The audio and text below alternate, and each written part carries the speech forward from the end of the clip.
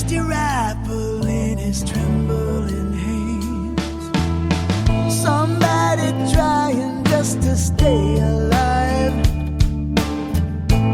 He got promises to keep.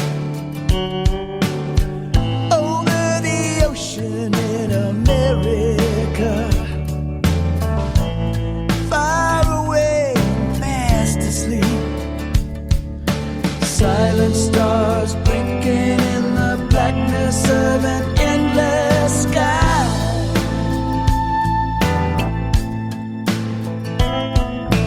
Cold silver satellites, ghostly caravans passing by.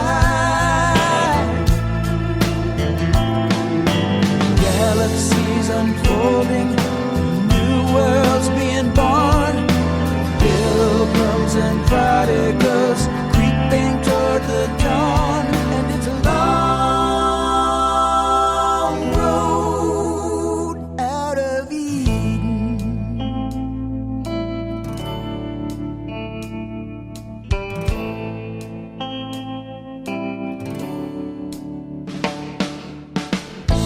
Music blasting from an SUV on a bright and sunny day. Rolling down the interstate in the good old USA. Having lunch at the Petroleum Club, smoking fine cigars and swapping lies. They say, give me another slice of that barbecued brisket. Give me another piece of that pecan pie. Freeways flickering, cell phones chiming a tune.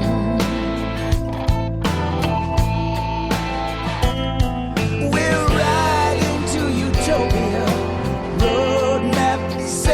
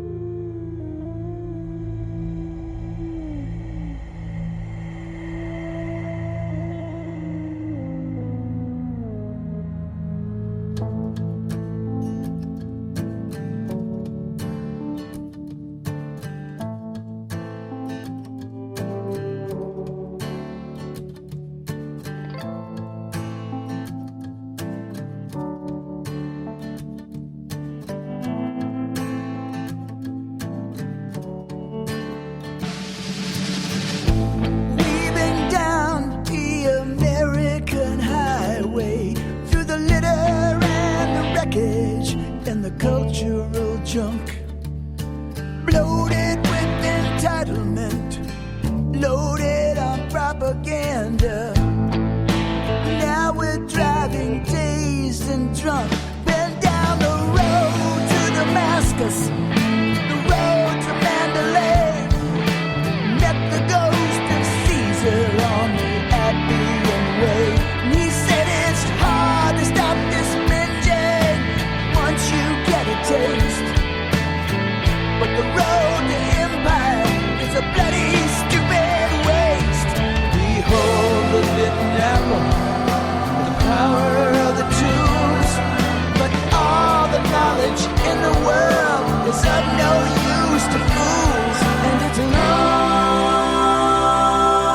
road out of Eden.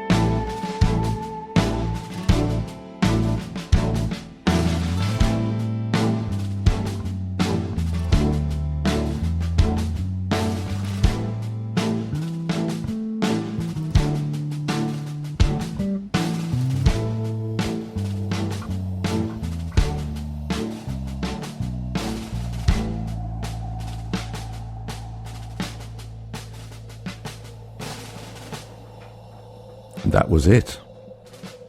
The Eagles, Long Road Out of Eden. And it was a long track. I think there's about 3 points in that track where I think it's going to end and it doesn't. But never mind, I like the Eagles.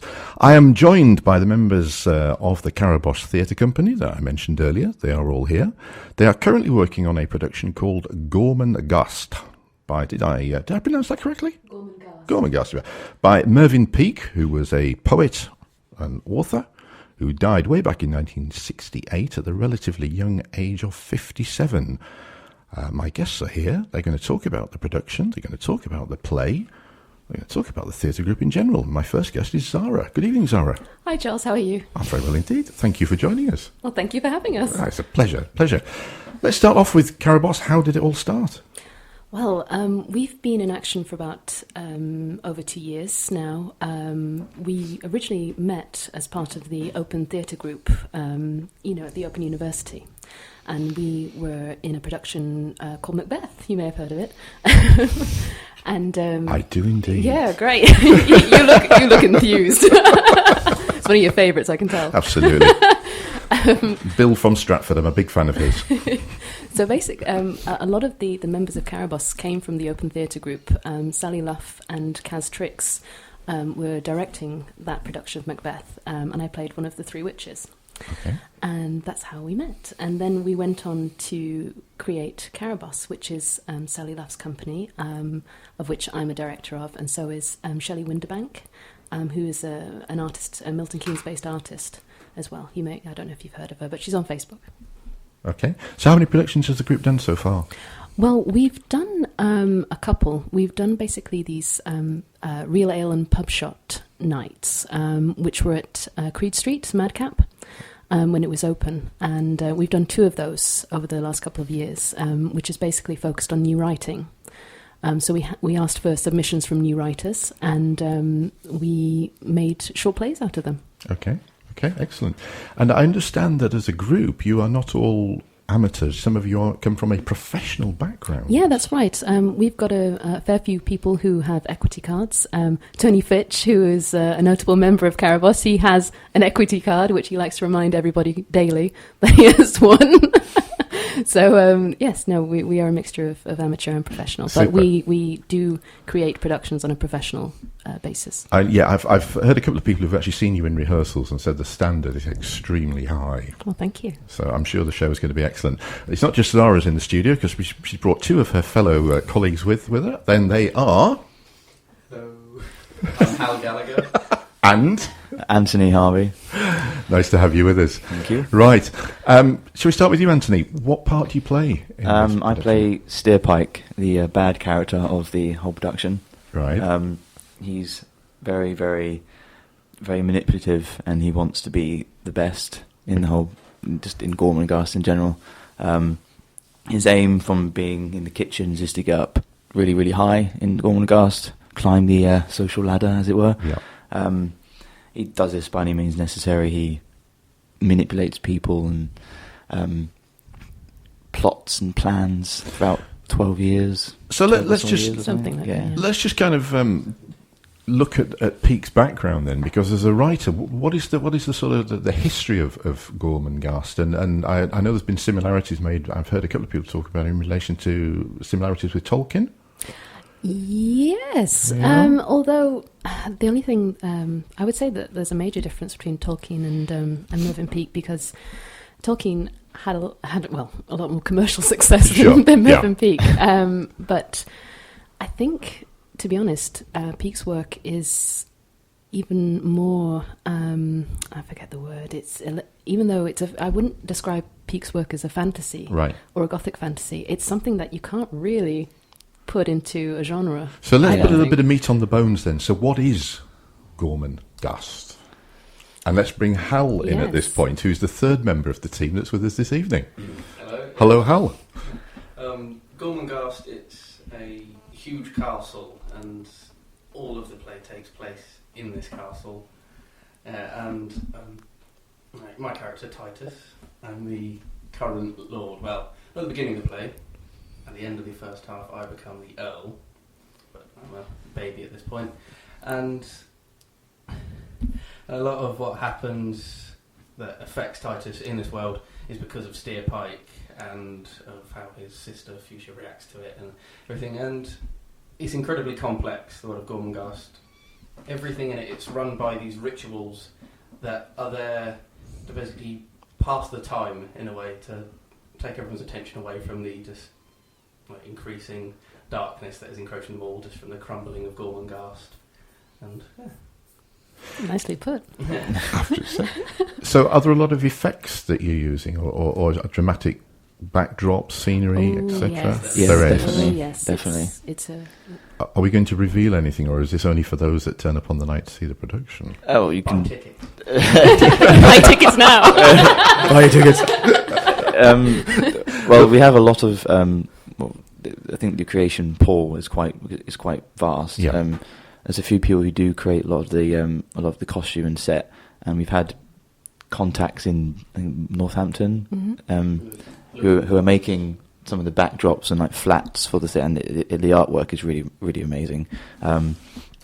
We also have a Brighton-based artist called Aaron Howdell, who's making a lot of the projection mapping of the castle. Say the castle will be aging throughout years and stuff, and basically this will be shown on projection mapping as well by this artist.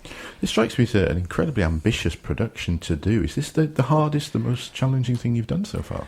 Yes, it is, but I don't think it will be the last either. Right. Definitely not. Can the finger be pointed at someone who actually came up with the initial idea to do it? Totally, yes. It was Sally Luff. Right. She's the director of Gormenghast, and